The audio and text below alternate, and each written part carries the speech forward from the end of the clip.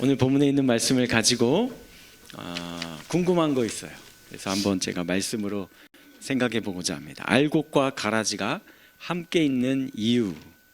알곡과 가라지가 함께 있는 이유라는 제목으로 말씀 전하겠습니다. 오늘 본문의 말씀 예수님이 천국에 대한 비유를 천국을 설명하는데 이런 비유로 설명해 주신 거예요. 천국 하나님 나라에 대한 겁니다. 그 내용은 이렇습니다. 어떤 농부가 좋은 씨를 밭에 뿌렸는데 밤중에 원수가 와서 몰래 가라지를 덧버리고 갔어요. 싹이 나고 결실을 맺어서 추수할 때가 되어 가는데 가라지도 같이 보이는 겁니다. 그래서 종이 와서 이제 주인에게 이야기한 겁니다. 주인님, 밭에 좋은 씨를 심었는데 이 가라지가 어디서 난 걸까요? 우리가 이걸 다 뽑아버릴까요? 그러자 주인이 이야기합니다. 아니다, 내버려 두어라. 가라지를 뽑다가 곡식까지, 알곡까지 뽑힐까 걱정된다, 염려된다. 그러니 둘 다 추수 때까지 자라게 두었다가 추수 때에 내가 이 가라지는 따로 모아서 불살라버리고 곡식은 따로 또 모아서 곡간에 넣을 거다. 걱정 말아라 라고 이야기를 하는 거예요. 자, 그래서 이 곡식과 가라지가 함께 자라게 된다라는 겁니다. 이 비유를 왜 이야기하는 걸까요? 예수님이. 아니, 천국에 대해서, 하나님 나라에 대해서 설명하는데 왜 이런 비유를 이야기하고 있는 걸까요? 일단 오늘 본문에서 말하는 요지는 알곡과 가라지가 함께 자라는 건데 그걸 하나님이 알면서도 내버려 두신다라는 겁니다. 왜 그러는 걸까? 자, 일단은 구분이 잘 안 돼요. 알곡하고 가라지가요. 근데 한번 그림을 보시면 이스라엘의 주요 곡물인 밀과 보리가 있죠. 그 사진이고 하나는 가라지입니다. 자, 1번, 2번, 3번 중에 어떤 게 가라지일까요? 에? 일부 예배 때 정답이 유출됐나? 일부 예배 분들은 막 다 중구난방이었는데 원래 보이세요 저게?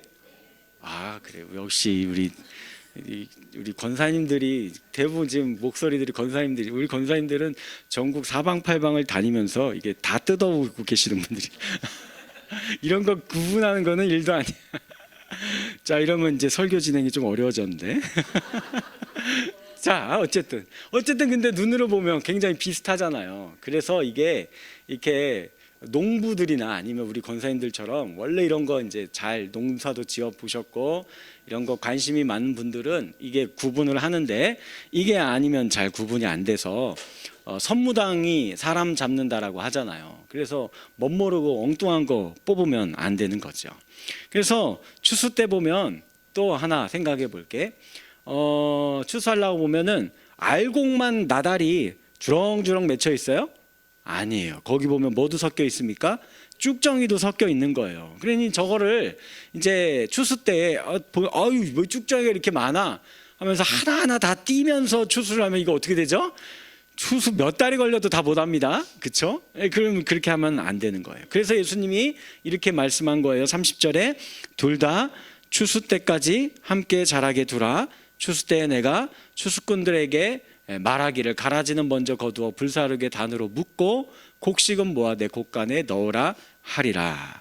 추수 때에 한 번에 요걸 다 갈라낸다라는 거예요. 하나님은 다 보고 알고 있다라는 겁니다. 그동안은 내버려 두라라는 거예요. 그래서 요거 알곡과 쭉정이 어떻게 골라내죠? 여러분들, 저도 저거 해봤어요. 키질 하는 거잖아요. 그렇죠?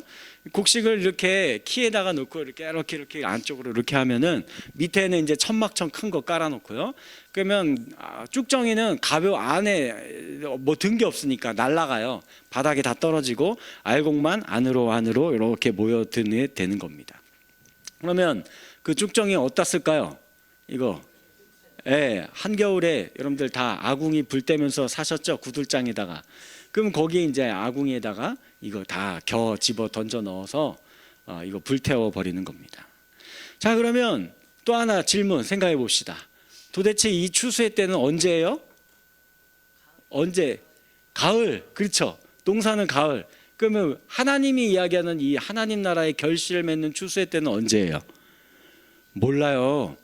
이거 안다라고 이야기하는 사람들은 전부 다 뭐예요? 2단이고 3단이고 4단이고 막 이렇게 되는 거예요. 이건 하나님밖에 모릅니다. 그러니 이게 답답할 노릇이지요. 요 말씀이 있는 조금 전에 11장 가보시면 세례 요한에 대한 사건이 있어요. 이게 연결되어 있는 내용이거든요. 세례 요한도 요게 답답했어요. 세례 요한이 헤롯 왕에게 잡혀서 감옥에 갇혀 있었습니다. 본인이 생각해 보니까 나 이제 여기서 죽을 것 같다라는 걸 짐작하고 알고 있었어요. 근데 사실 세례 요한이 자신이 죽는 거는 크게 상관하지 않았습니다. 자신은 오실 메시아의 길을 예비하는, 그렇죠? 광야에 외치는 자의 소리, 이게 내 사명이라는 것을 알았고, 그래서 분명히 하늘의 음성도 들었던 그 예수님에게 세례를 베풀었으니 자기 할 일은 다 했다라고 생각을 하고 있었던 거예요.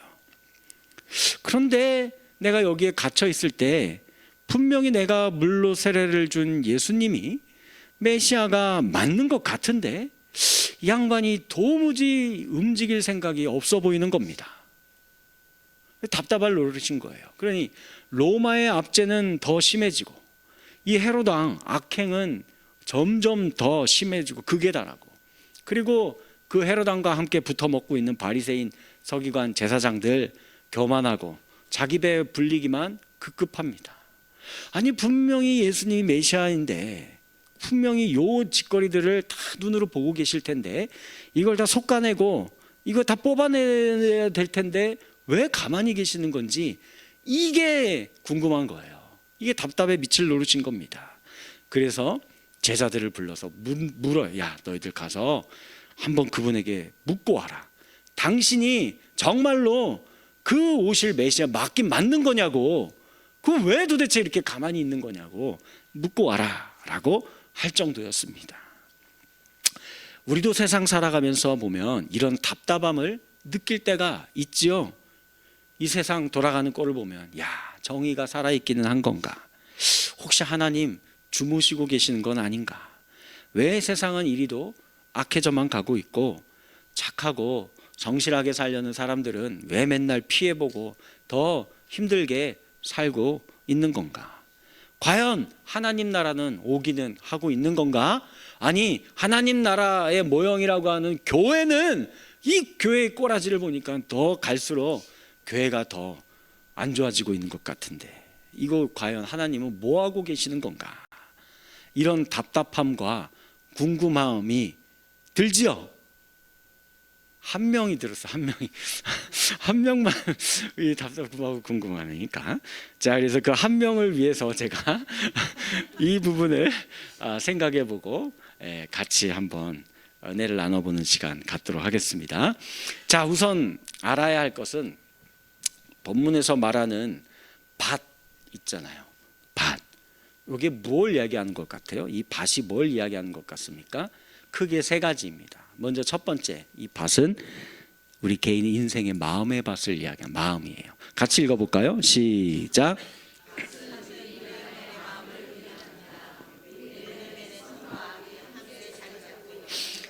네, 우리 안에 뭐가 있어요? 알곡도 가라지도 선도 악도 같이 있어요.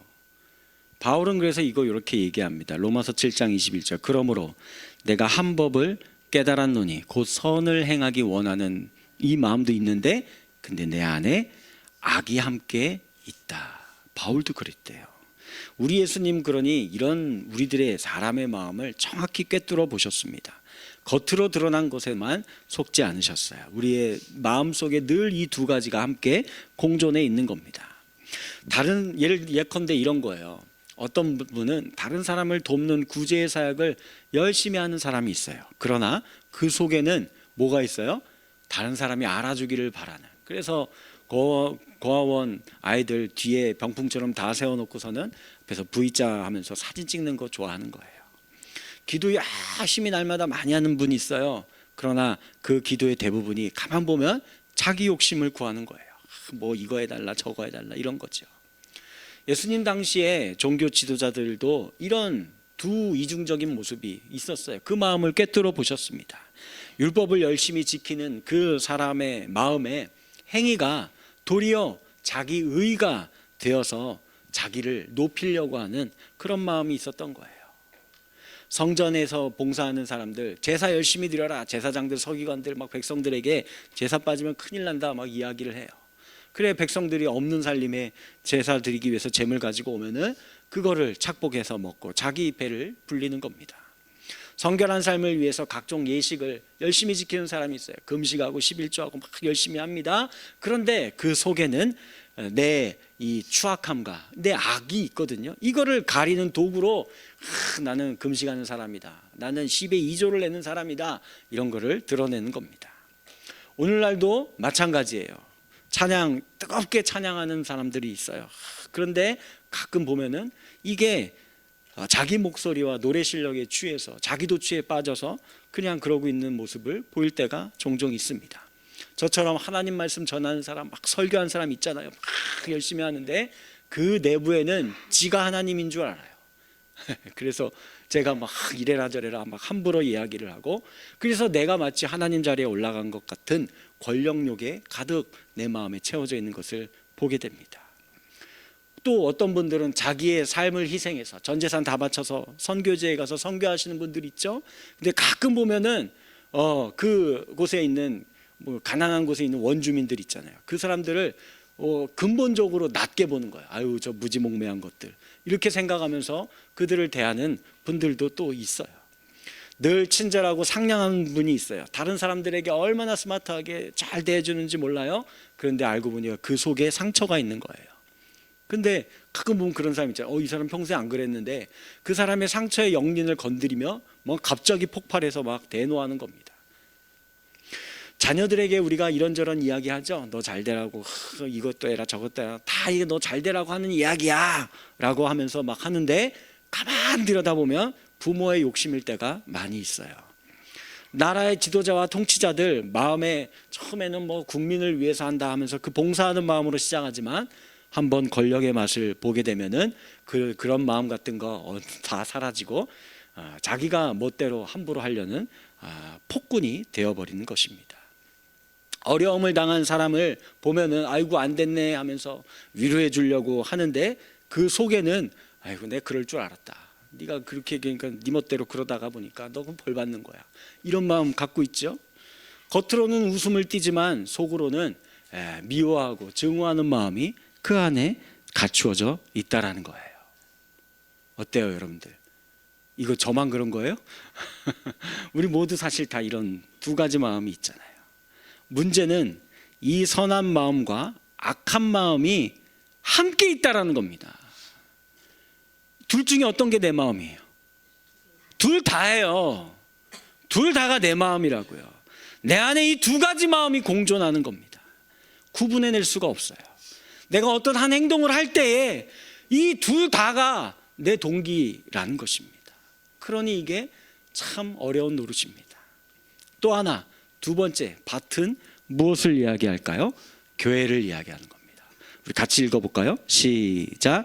밭은 악한 사람이 함께 공존한다라는 겁니다. 교회, 여러분들 혹시 이렇게 생각하는 분들 계세요? 야, 교회는 전부 거룩한 사람들만, 하나님의 택한 자녀들만 모이고 나오는 것이 교회일 거야 라고 생각하고 계시나요? 아니에요. 그렇지 않습니다. 교회에 하나님의 택한 백성들, 자녀들도 있지만 악한 자들도 같이 있습니다. 누군지 몰라요. 하나님밖에 모릅니다. 그럼 생각해 보세요. 예수님이 세우시고 사도들과 사도 바울이 피 흘려서 세웠던 초대교회 있잖아요. 교회에서 뭐만 하면 맨날 구호처럼 외치는 게, 야 우리 이러면 안 된다, 초대교회로 돌아갑시다, 뭐 이런 이야기 하잖아요. 그러면 그 초대교회는 지금의 우리 교회들과 뭐가 좀 달랐을까요? 아니에요. 더 심합니다. 항상 문제 속에 시달려 있었어요. 고린도 교회 보세요. 파당이 나뉘어져서 서로 막 으렁거리고 맨날 싸워요. 그리고 교회 안에 대놓고 음란한 음행을 저지르는 사람들이 얼마나 많았는지 모릅니다. 심지어는 은사 가지고 서로 싸워요. 내 은사가 더 고급진 은사다. 너는 그게 뭐냐 하면서 넌 내 밑이야 막 이러면서 서로 막 차별하고 막 싸워요. 갈라디아 교회 더 심각합니다. 오직 복음으로만 구원을 얻는 거잖아요. 아니다. 여기에 율법도 필요하다. 할례를 받아야 온전한 구원이 이루어진다. 이거 뭐 완전 이단 교회 아닙니까? 그게 갈라디아 교회였어요. 에베소 교회 이단을 잘 처리하긴 했는데 처음 사랑을 잃어버렸다라고 하나님 얘기합니다. 사대교회 살아는 있는데 죽은 교회라고 이야기를 하죠. 라우디게아 교회 차지도 덥지도 않은 교회, 이게 뭔 교회인지 모르겠다. 너의 정체성이 뭐냐? 이렇게 이야기했던 교회들이에요. 과거에 우리 한국교회도 돌아볼까요? 복음 전파하고 복음을 지켜내는 일에 정말 열심을 다했습니다. 그래서 많은 성취가 있었고 부흥을 이루어냈죠. 그러나 그 과정에서 교권주의가 난무합니다. 교단이 다 사분오열돼서 교단 숫자가 몇백 개나 되는지 이건 이제는 세는 것도 포기했습니다. 그리고 민주화 과정에서 안타깝게도 교회가 군사정권의 편을 들어주는 모습을 보여주기도 했어요. 오늘날도 교회의 모습 속에 악한 것들이 가득 자리 잡고 있지요. 교회가 기업화가 되어버렸습니다. 그래서 교회를 개인 소유라고 생각하면서 이거 내 자식들에게 세습하고 물려주려고 생각을 해요. 교회가 세속화가 되어버렸습니다. 세상의 가치관이 물밀듯이 밀려 들어왔어요. 그래서 어떤 교회 보면은요, 성도 등급이 나눠져 있대요. 야, 이분은 VVIP야, 이분은 VIP야, 이분은 진짜 이건 그냥 평신도야. 이러면서 대접하는 게 이게 다르던 그런 교회도 있다라고 합니다. 예배가 엔터테인먼트화 되어버렸어요. 대형 화면과 화려한 조명과 첨단 시설을 통한 화려한 예배가 드려지는데, 그런데 가만히 보면 말씀과 기도가 점점 사라져가고 있는 겁니다. 사역자들도 마찬가지죠. 강단 앞에 설 때에는 막 저처럼 열변을 토하면서 설교하잖아요. 어떤 분이 그런 이야기를 한다라고 해요. 저 목사님 설교할 때 가끔 막 소리 지르면서 하는데 자다가도 막 깬다고 막 이렇게.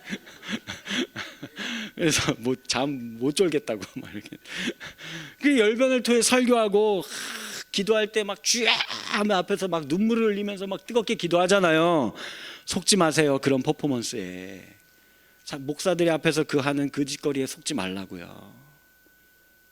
예수님처럼 홀로 조용하고 은밀한 곳에 그 사역이 다 끝나고 혼자 그 하나님 앞에 나아가서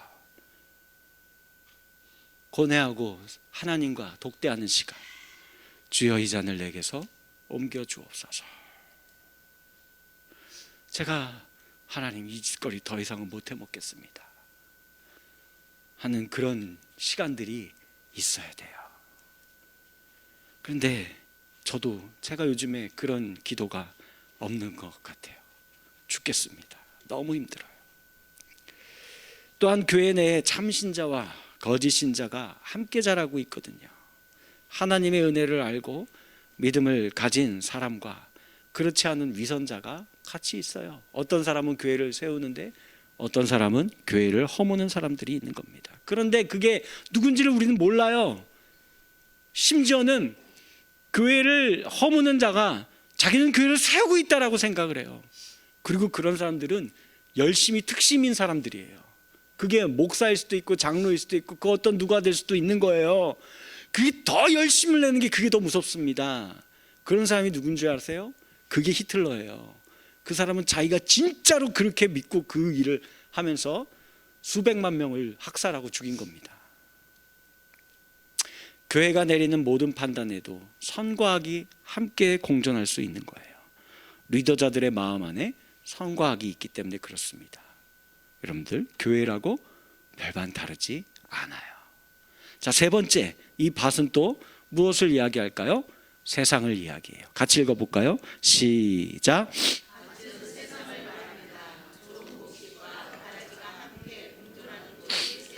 네, 세상 같이 공존하죠. 잘 생각해 보시면 인간의 역사는 진보의 역사이면서 동시에 악이 성장하는 과정인 것 같아요.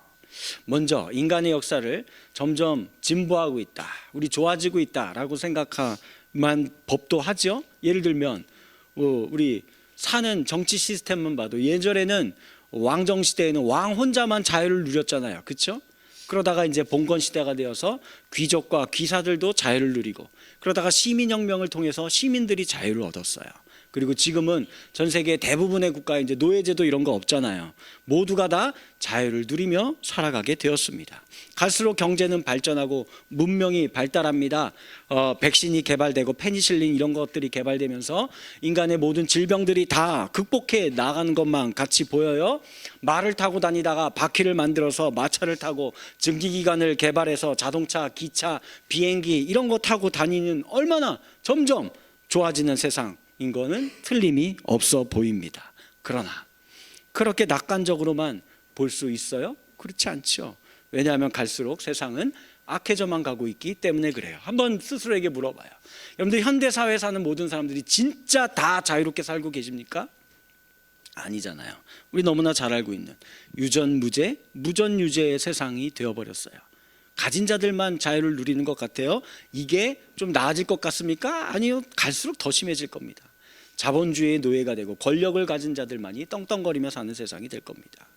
문명이 발달했는데 과연 배고픔의 문제가 해결되었습니까? 여전히 전 세계에 굶어 죽는 사람들의 숫자는 줄어들 기미가 보이지 않아요. 근데 더 심각한 문제가 뭔지 아십니까? 어디는 먹을 식량이 없고 입을 옷이 없어서 굶어 죽고 얼어 죽는데, 그 곡물의 가격이 떨어진다고 수백만 헥타르의 밭을 다 갈아엎어 버립니다. 그냥 다 불태워서 없애버려요. 입을 옷과 신발과 가방 이런 거 같이 떨어진다고 다 불태워버리는, 그게 우리가 살아가고 있는 인간들의 모습인 거예요. 생각해 보세요. 과거보다 과연 전쟁이 줄었습니까? 얼마나 분쟁이 많은 세상입니까? 농경사회보다 비교할 수 없을 정도로 엄청난 일자리가 폭발적으로 늘어나게 되었는데, 그런데 여러분들 현대인들이 하는 최고의 고민이 뭐예요? 실업에 대한 일자리 고민이잖아요. 너 언제 잘릴까? 너 나중에는 뭐 해먹고 살나? 이런 거 이런 거 늘 고민하면서 살아가는 게 오늘날의 세상이에요. 그러니 생각해 봅시다. 내 마음에도, 교회에도, 세상에도 알곡과 가라지가 함께 존재해요. 선과 악이 함께 공존한다라는 겁니다. 그래서 내가 나를 봐도 내 인생이 너무 답답하고, 교회를 봐도 이거 별 소망이 없어 보이고, 세상을 보면 더 신경질 나는 거죠. 뉴스 틀고 앉았으면 막 스트레스 여기까지 올라오는 소식만 가득하잖아요. 그런데 예수님은 이거 알면서도 분명히 아실 텐데 신속히 해결해 주시지 않고 그냥 내버려 두신대요. 아니 왜 이러시는 거야 도대체. 그런 세상에서 이런 나의 모습과 이런 교회에서 이런 세상에서 우리에게 어떻게 살아가라는 걸까요? 두 가지 생각해 봅니다. 간단히 생각해 볼게요. 첫 번째 같이 한번 읽습니다. 시작. 자신에 대해서나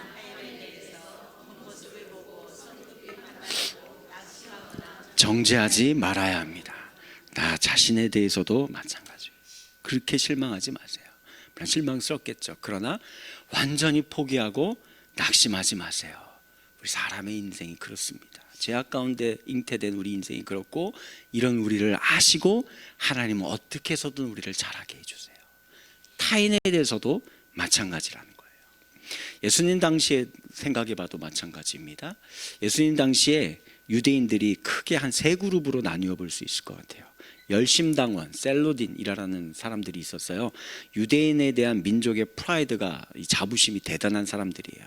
그래서 자기의 나라의 주권을 빼앗은 로마가 이게 용서가 안 되죠. 증오심이 큽니다. 근데 그 로마에 대해서 이들이 뭘 할 수 있겠어요? 계란으로 바위치기잖아요. 그래서 이들이 그 로마 정부와 결탁해서 같이 붙어 사는 사람들을 굉장히 혐오했어요.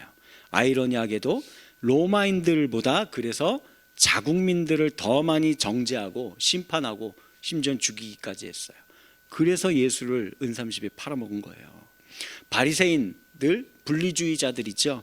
세상에 물들지 않고 분리되어서 하나님의 말씀을 따라 살려고 했었던 사람들이 열심히 노력했지만, 그들의 노력과 열심이 도리어 다른 이들을 판단하고 정죄하는, 쏘는 화살이 되어버렸습니다. 쿰남 공동체라는 사람들이 있어요. 이 사람들이 누구냐? 세례 요한이 여기 출신이에요.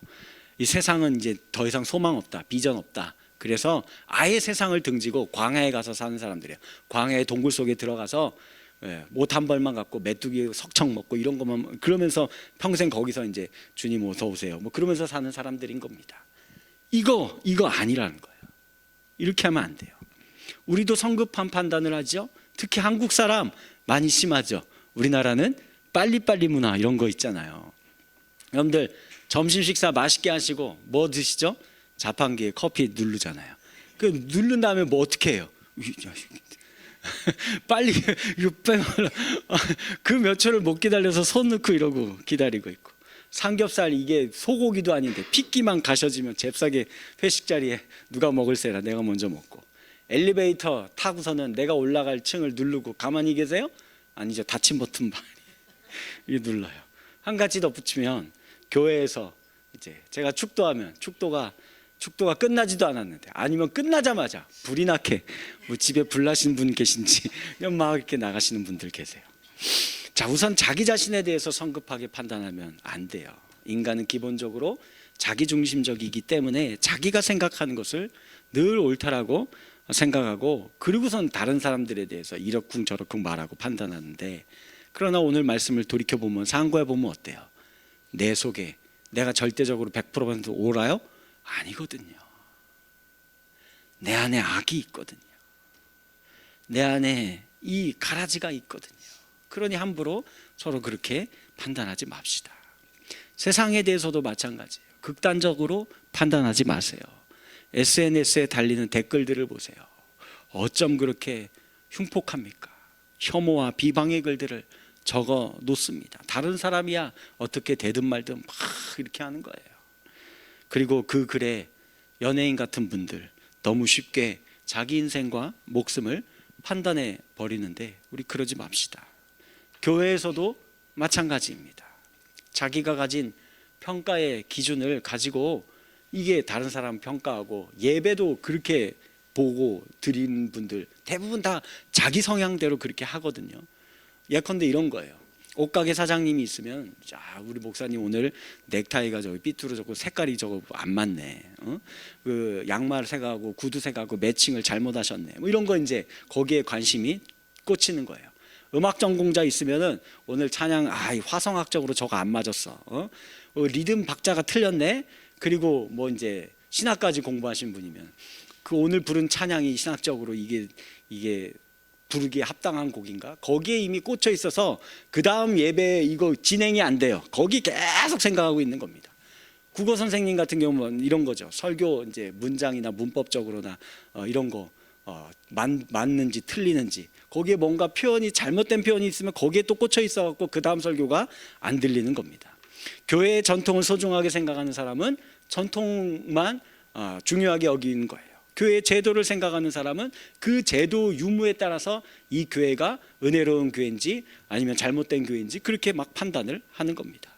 여러분들 생각해 봅시다. 왜 이런 일들이 벌어집니까? 왜 다툼이 일어나고 왜 분열이 일어나고 서로 이런 것들을 용인하지 못하고 미워하며 살아가는 걸까요? 모두가 자기 입장에서만 보기 때문에 그래요. 나만의 렌즈로 바라보고 있기 때문에 그렇습니다.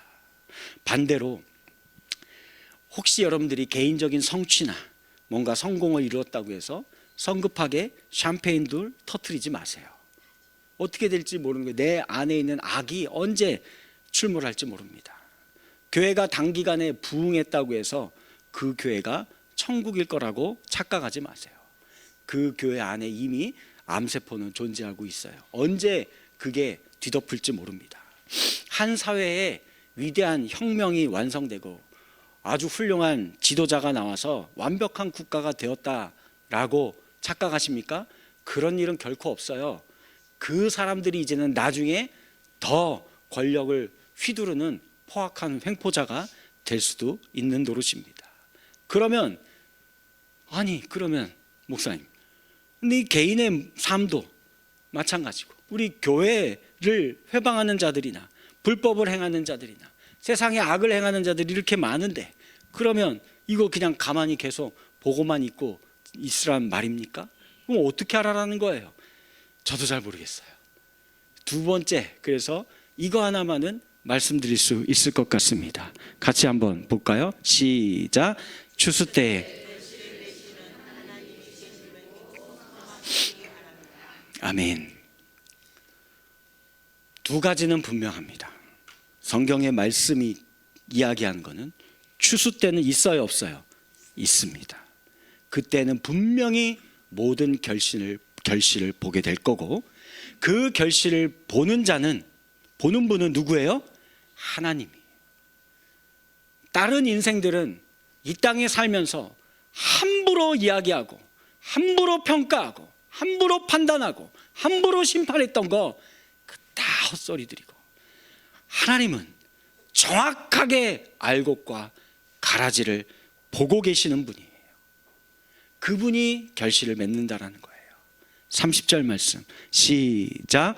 추수 때에 내가 추수꾼들에게 말하기를 가라지는 먼저 거두어 불사르게 단으로 묶고 곡식은 모아 내 곡간에 넣으라 하니라. 아멘. 그러니 우리는 주님께 질문하는 거예요. 이 질문이 우리 안에 늘 끊임없이 나올 수밖에 없어요. 우리가 정말 하나님 말씀 가운데에서 살아가는 분들이라고 한다면 이 질문이 27절과 같은 종의 질문이 나와요. 주여, 밭에 좋은 씨를 뿌렸는데 왜 내 인생에 가라지가 생겼습니까? 왜 교회에 가라지들이 있습니까? 왜 세상에 가라지들이 출몰하는 겁니까? 우리의 삶에 항상 좋은 것들을 주신다고 약속하셨잖아요. 그런데 왜 평생 나는 고난과 핍박 가운데 살아가는 겁니까? 주여, 하나님의 교회에 어찌 이런 일들이 벌어지는 겁니까? 왜 교회들이 갈수록 쇠퇴하고, 왜 교회가 하는 짓이 왜 이런 일들만 벌이고 있는 거예요? 주여, 우리 집 아이가 왜 이러고 있는 겁니까? 내가 내 자녀를 위해서 그렇게 기도한 적이 없는데 당신은 내 자녀를 돌보지 않는 겁니까? 하나님, 주여, 당신이 세계를 창조하시고 통치하시고 다스리는 분 아닙니까? 그런데 어떻게 하여서 세상에 이런 일들이 자꾸 벌어질 수 있는 겁니까? 늘 이 질문을 갖고 하나님께 나아가는 겁니다. 그러면 때가 되면 하나님이 내가 그 모든 것을 다 드러나게 하겠다. 때가 되면 우리 주님이 다 손에 붙잡고 있었고 다스리고 있었고 통치하고 있었다라는 것을 너희가 알게 될 것이다. 왜 이런 일이 일어나게 되었는지를 깨닫게 될 것이다. 하나님의 교회에서 가라지를 뽑아낼 때가 있을 것이고 선한 일들에 대한 진정한 보상을 받을 때가 있을 거다. 그러니 여러분들, 사람의, 교회의, 이 세상에 실망하지 마세요. 특히 저 같은 목사나 장로님, 권사님들이 실수하고 말 잘못하고 또 부도덕한 일을 행하고 그럴 때에 치명적이죠. 야, 목사라는 것이 하면서. 그런데 여러분들, 우리 속에 원래 이렇게 선과 악이 공존하고 있다는 것을 안다라고 한다면 그렇게 크게 낙심하실 필요 없습니다. 교회도 마찬가지고 세상도 마찬가지예요. 우리는 그저 묵묵히 자기에게 맡겨진 일을 감당합시다. 최후의 결론은 하나님께 맡기고요. 말씀을 맺습니다. 시편 37편 1절에서 3절이 여러분들에게 제공해 줄 수 있는 정답인 것 같습니다. 같이 한번 읽을게요. 시작. 악을 행하는 자들 때문에 그들은 풀과 같이 속히 배임을 당할 것이며 푸른 채소같이 쇠잔할 것이미로다. 여호와를 의뢰하고 선을 행하라. 땅에 머무는 동안 그의 성실을 먹을거리로 삼을지어다. 아멘. 그의 성실, 여기서 그가 누구예요? 하나님이죠. 하나님이. 나는 못 믿어도, 교회는 못 믿어도, 이놈의 세상은 못 믿어도 하나님은 믿으세요. 하나님은 성실하신 분입니다. 한 번도 변한 적이 없는 분이에요. 저와 여러분들을 향한 신실하신 계획과 그 사랑을 예비해 놓은 거 한 번도 내가 내 안에 있는 악을 이기지 못해서 부끄러운 일을 했다고 아버지이신 하나님이 내 자녀를 내치거나 버린 적 없어요. 그게 성실하신 하나님의 모습입니다. 우리를 향해 갖고 계신 그 계획을 끝까지 이루실 분이십니다. 그리고 한번 돌이켜 봅시다. 우리 인생을 반추해 보세요.